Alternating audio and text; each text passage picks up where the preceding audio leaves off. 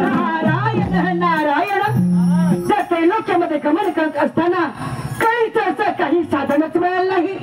पण हो, तिल्लोत्तमा देवी अप्सरा आणि यमराज यांचं नृत्य सुरू असताना तिल्लोत्तमा देवीच्या सुंदर नृत्यावर मोहित होऊन तिल्लोत्तमा देवी आणि यमराज याने एका सुंदर बालका जन्म दिला आहे.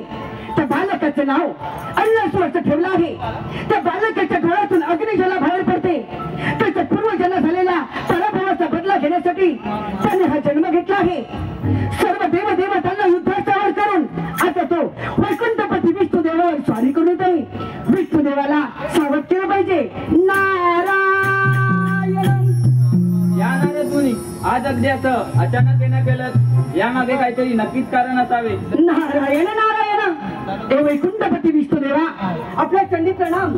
ए वैकुंठपती विष्णुदेवा, तिल्लोत्तमा देवी अप्सरा आणि यमराज यांचं नृत्य सुरू असताना तिल्लोत्तमा देवीच्या सुंदर नृत्यावर मोहित होऊन तिल्लोत्तमा देवी आणि यमराज यांनी एका सुंदर बालका जन्म दिला आहे.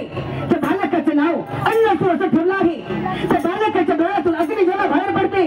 त्याच्या पूर्वजन्म झालेल्या पराभवाचा बदला घेण्यासाठी त्यांनी हा जन्म घेतला आहे.